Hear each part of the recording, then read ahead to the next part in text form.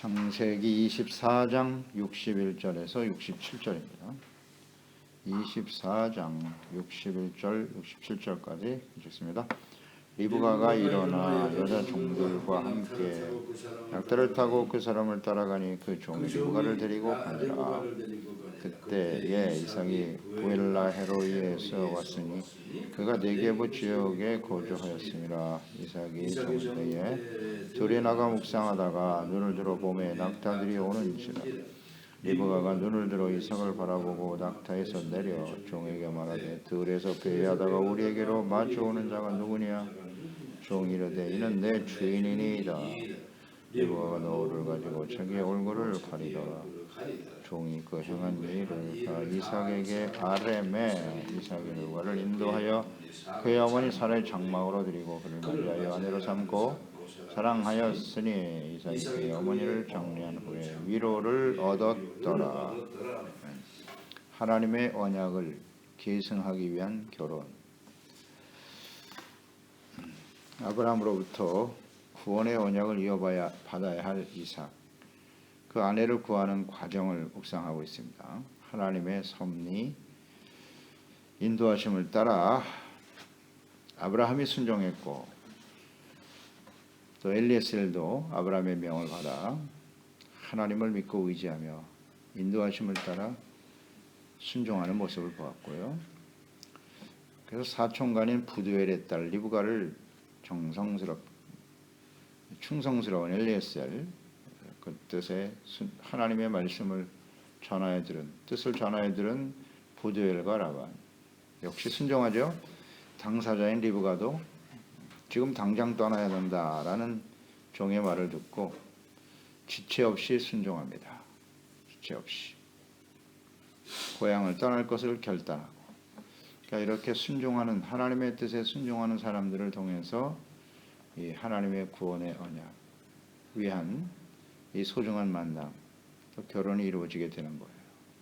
이게 다 하나님의 섭리와 계획에 순응하는 사람들을 통해 이루어지는 것이다. 굉장히 중요한 생각입니다. 우리 그리스도인들에게 있어서는 한 가정을 이루는 것이 그저 남자 여자가 만나서 혹은 집안 간에 만나서 서로 호흡, 불호를 따지고 인간적인 어떤 결정과 판단으로 이루어지는 것이 아니라는 사실이에요. 이거 굉장히 중요한 생각입니다. 그래서 우리가 하나님 앞에 가정을 이룬다라고 했을 때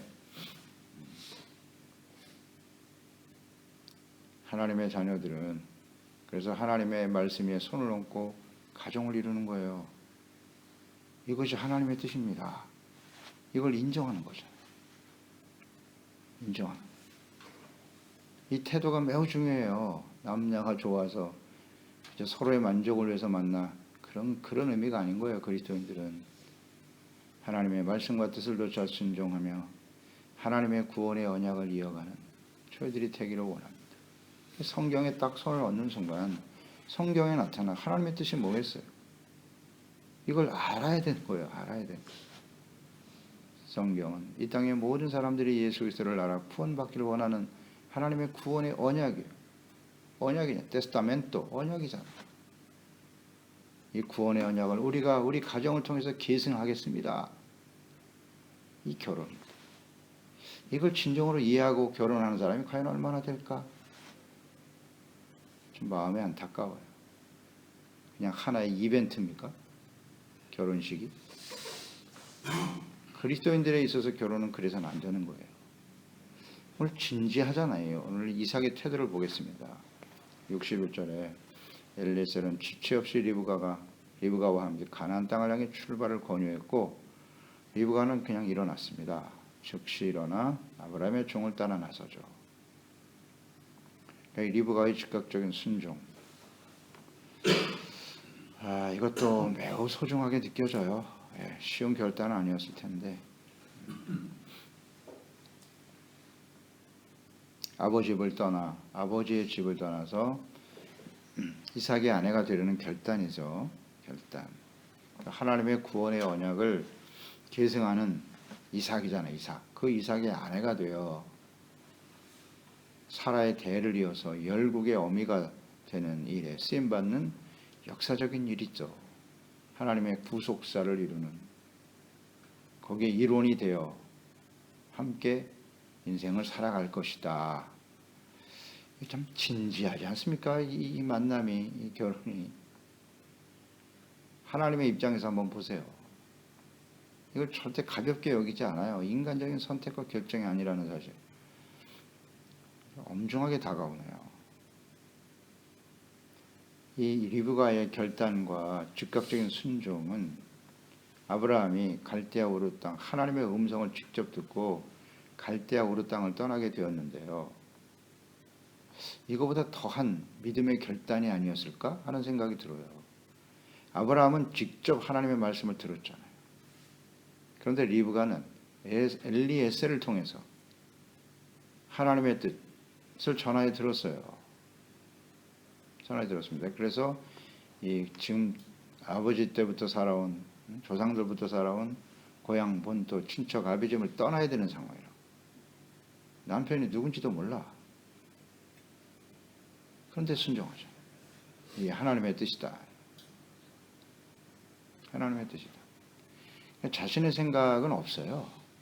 이게 하나님의 뜻이라면 아멘 하고 따라가는 것이거든요.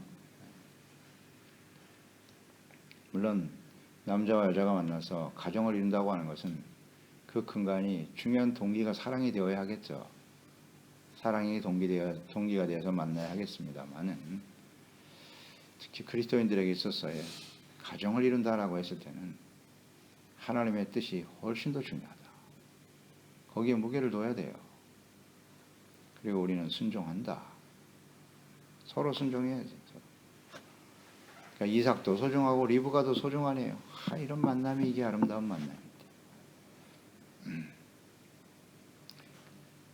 오직 종의 말을, 아브라함의 종의 말을 하나님의 뜻으로 받아들이고 순종했다. 그래서 지금 하란 땅을 떠나는 거예요. 이런 모습을 보면서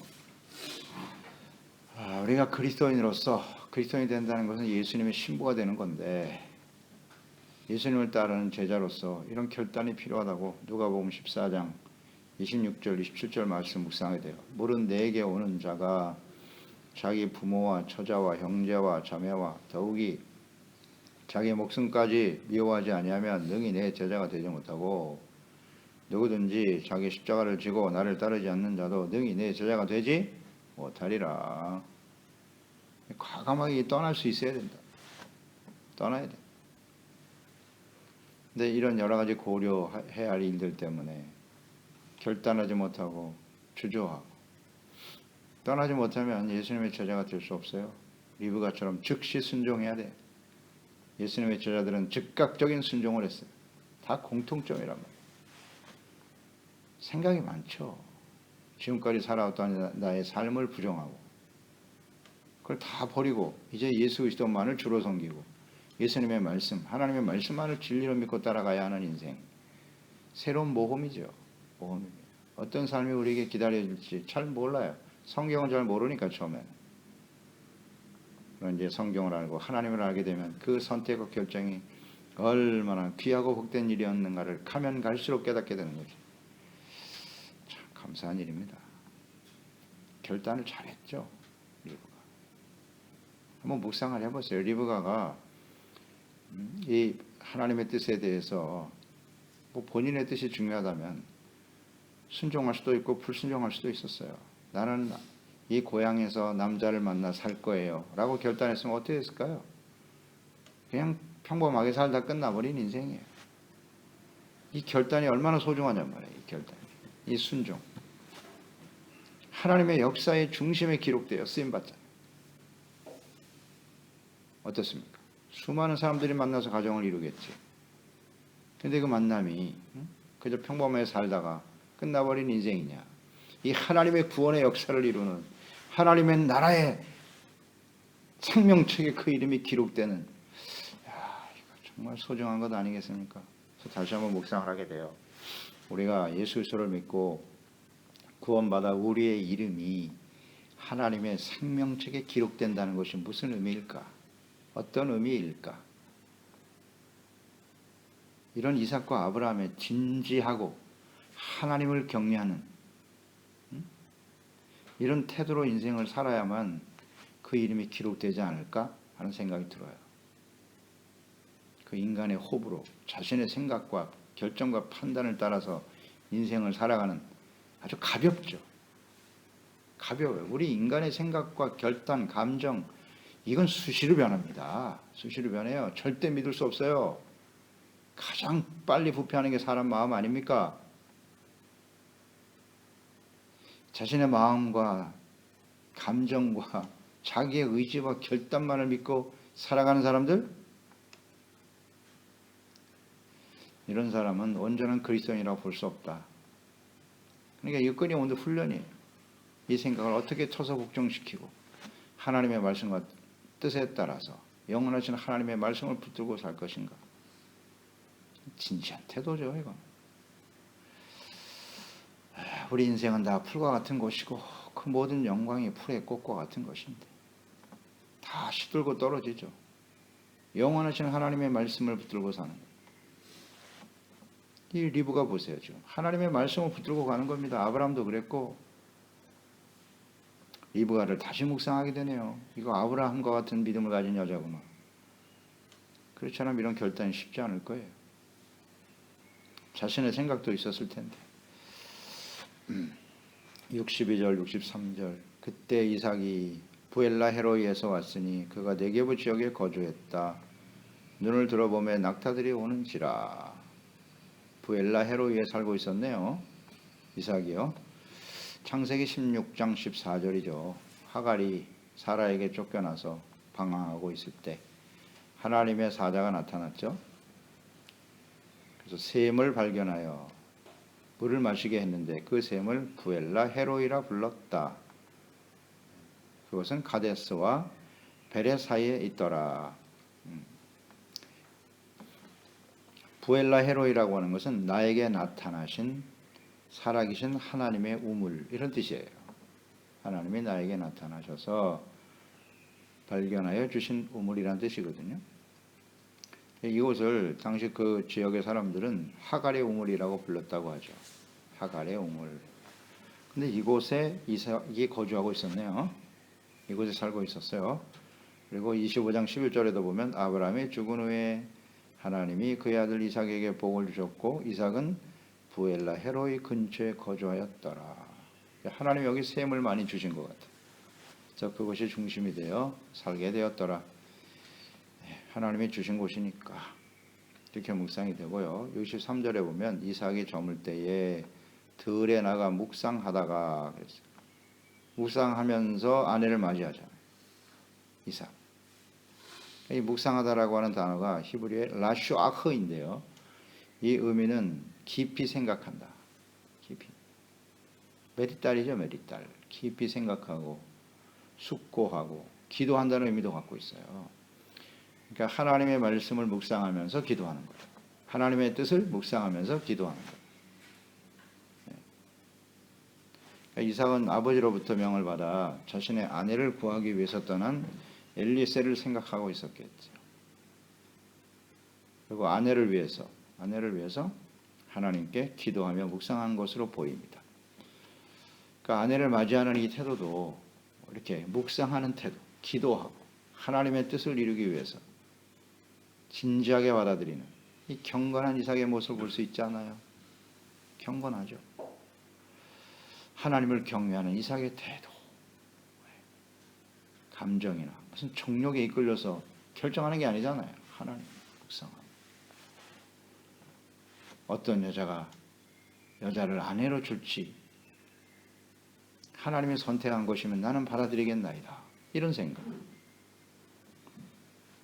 근데 우리는 자신의 생각이 굉장히 더 크고 많잖아요. 하나님이 만나게 해주셨다는 의미보다는 내가 좋아서 선택하고 내가 원해서 선택하고 뭐 세상 사람과 뭐가 달라요? 진지함이 없어. 하나님에 대한 진지한 태도. 그렇지 않나요? 야, 이삭. 리브가도 참 소중하지만 그 믿음의 결단을 가지고 그냥 하나님의 말씀과 뜻에 따라 순종하는 그의 모습. 이삭도 역시 참 아름다운 모습입니다. 이런 모습으로 우리가 가정을 이룰 수 있다는 게 참 복된 일인데. 경건한 사람들끼리 만나는 거예요. 64절, 65절에 우리에게로 마주오는 자가 누구냐? 낙태에서 내렸죠. 이삭을 보고 종이 이르되 이는 내 주인입니다. 리브가가 너울을 가지고 자기 얼굴을 가리더라. 엘리에셀과 리브가의 태도를 묵상하게 되는데요. 엘리에셀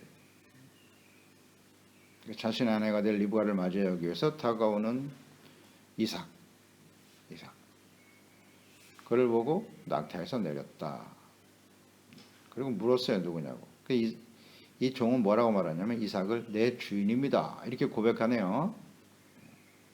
아브라함의 종이죠. 엘리에셀은 아브라함의 종입니다. 아브라함이 자식과 같이 아끼는 그런 소중한 종이었죠. 근데 그 아들 이삭을 보면서 내 주인이라고. 주인이라고. 여기서 우리가 묵상되는 바는 엘리에셀은 정말 겸손한 사람이고 아주 충성스러운 종이구나. 그러니까 이 이삭이 단순한 아들이 아니라 하나님의 구원의 언약, 아브라함에게 주신 그 구원의 언약을 계승해야 될 소중한 자로 보는 거죠. 그래서 주인이라는 고백을 하는 거예요. 주인. 사실 엘리에셀의 입장에서 보면 그 이삭은 아들과 같은 사람 아니겠어요? 한참 어리고 동생이라고 할 것도 없어요. 한참 어린 아들과 같은. 그런데도 주인으로 고백하고. 겸손하네요. 이 엘리에셀. 겸손해요.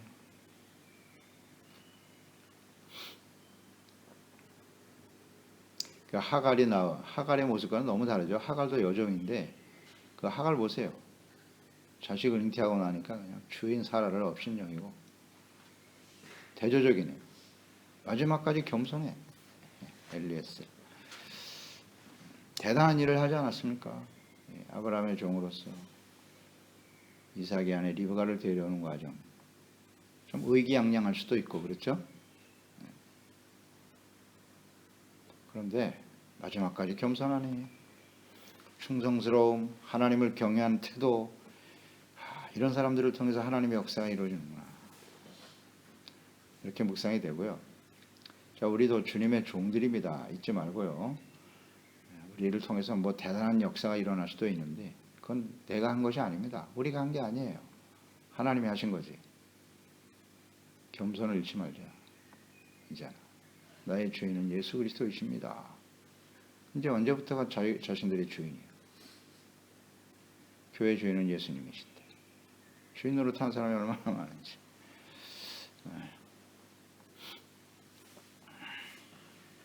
어리지만 주인으로 고백하죠. 이런 겸손이 있어야 되는 거죠.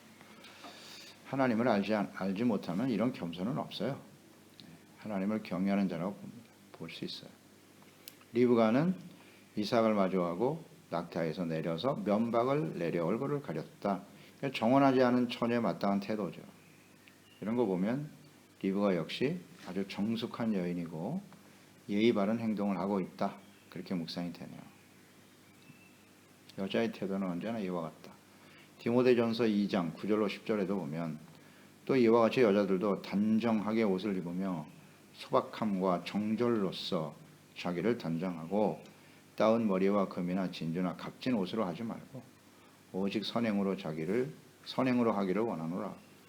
이것이 하나님을 경외한다는 자들에게 마땅한 것이니라. 하나님을 경외하는 여인들은 언제나 이렇게 단정하고 소박, 정절, 예의 바르고 이것이 아름다운 모습이 한다고 말하고 있죠. 구원받은 여인들의 교회 안에서의 태도거든. 하나님에 대한 태도, 사람들에 대한 태도, 사랑은 무례히 행치 아니하며 예의 바르게. 이게 사랑이죠. 리브가의 모습. 67절에 이삭이 리브가를 인도하여 그의 어머니 사라의 장막에 들였다. 그를 맞이하고 아내로 삼고, 즉시 순종하잖아요. 자기의 호불호는 중요하지 않아. 하나님이 주신 아내로 그냥 받아들이잖아요. 어머니 사라의 장막에 들였다. 자기 아내라는 거죠. 어머니 사라의 장막에 들였다. 그러니까 진정으로 이 리브가를 아내로 맞아들이는 이삭의 진지한 태도이고, 하나님이 나에게 짝지어 주신 아내다 라고 여기는 거예요. 그대로 받아들였다.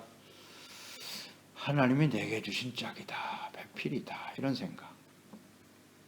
마태복음 19장 6절에 보면 그런즉 이제 둘이 아니요 한 몸이니 그러므로 하나님이 짝지어 주신 것을 사람이 나누지 못할지니라. 사람이 나누지 못한다고. 하나님이 짝지어 준 거라고. 이런 진지한 태도로 맞이해야 되는 거예요.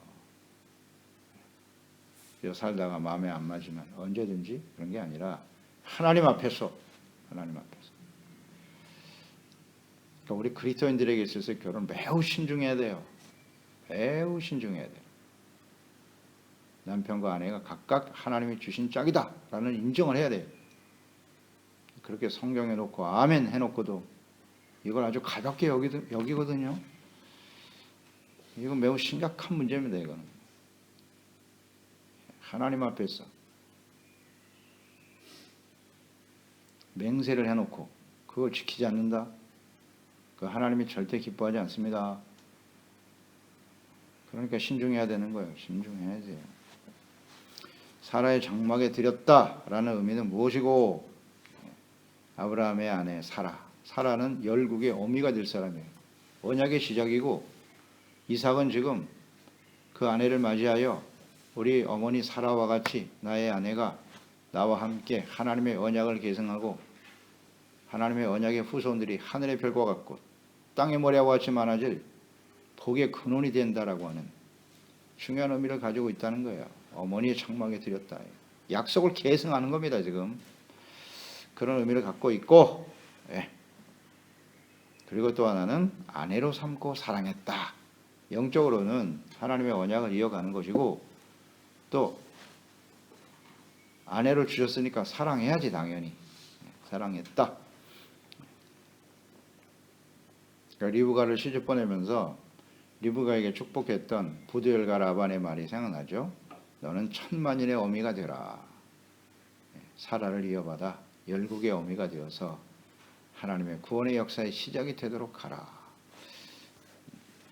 같은 의미를 갖고 있네요. 하나님이 보내주신 아내이기 때문에 이삭은 존중했다, 사랑하고 귀하게 여겼다, 그런 뜻이잖아요. 어머니의 장막으로, 그리고 사랑하고 존중했다. 이게 남편의 마땅한 태도죠. 하나님을 경외하는 자는 아내도 이와 같이 하나님이 주신 소중한 사람으로 인정하자. 그리고 사랑해야 한다. 하나님, 그러니까 진중해지는 거예요. 이게 하나님이 만나게 해주신 사람이다 생각하니까 함부로 할 수가 없는 거죠. 그런데 우리는 종종 이런 생각을 잊어버리고 살 때가 많아요. 저부터도 그렇고, 그냥 인간적으로 내 마음대로 할 수 있는 사람이라고 여기고 함부로 말하고 행동할 때가 너무나 많은 것 같아요. 진지하게 생각해야 되는데 너무 인간적이지 않나 하는 걸 말씀을 통해서 또 깨닫게 되네요.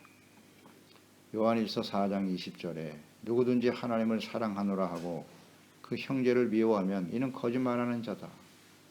보는 바 그 형제를 사랑하지 아니하는 자는 보지 못하는 바 하나님을 사랑할 수 없다. 형제 이전에 가장 사랑해야 될 아내, 남편, 가족들을 사랑하지 못하면서 우리가 어찌 하나님을 사랑한다 하겠는가? 그렇겠죠? 에베소서 5장 28절이야 33절 이와 같이 남편들도 자기 아내 사랑하기를 자신과 같이 할지니 자기 아내를 사랑하는 자는 자기를 사랑하는 것이다. 그러나 너희도 각각 자기 아내 사랑하기를 자신과 같이 하고 아내도 자기 남편을 존경하라. 이것이 하나님을 경외하는 자들의 만남이고 결혼이고 가정이 되어야 한다. 기도하겠습니다. 하나님 아버지, 오늘도 주의 말씀을 묵상하면서 그리스도 안에서 우리가 구원을 받아 하나님의 구원의 언약과 구원의 경륜, 이것을 깨달은 자들로서 그 예수 그리스도, 우리의 영광의 비밀의 소망이 되시는 분 아니겠어요? 이 놀라운 은혜를 받은 조이들이 가정을 이루고 살아간다고 하는 것은 무엇을 의미하는 것이냐? 우리 자녀들에게 우리는 무엇을 원하는가, 무엇을 바라고 소망하는가. 그렇습니다. 예수 그리스도의 이 구원의 언약이 우리 자녀 세대에 아브라함과 이삭처럼 계승되어지기를 원합니다. 그래서 그들이 가정을 이루는 일도 그저 평범하게 남녀가 만나서 서로 잘 살고 행복하기 위해서 만난다고 하는데 무엇이 진정한 행복일까요? 잘 생각해 봐야 합니다. 하나님의 구원의 역사와 언약을 이루어가는 소중한 만남, 그런 가정을 이룰 수 있도록 도와주세요. 그곳에 하나님이 함께 계시고 둘 다 하나님을 정말 두려워하고 하나님을 경외하는 태도를 가지고 진지한 자세로 임하는 저희들이 되어야 하지 않겠습니까? 그럴 때 하나님께서 그런 사람들을, 하나님을 경외하고 믿음으로 순종하는 사람들을 통해서 하나님의 구원의 역사를 이루어 가실 것입니다. 이삭과 리브가와 같은 이 아름다운 만남과 하나님의 구원의 역사를, 은혜를 우리 모든 지체와 가족들, 자녀들 가운데 임하게 하시옵소서. 예수님의 이름으로 기도드리옵나이다. 아멘.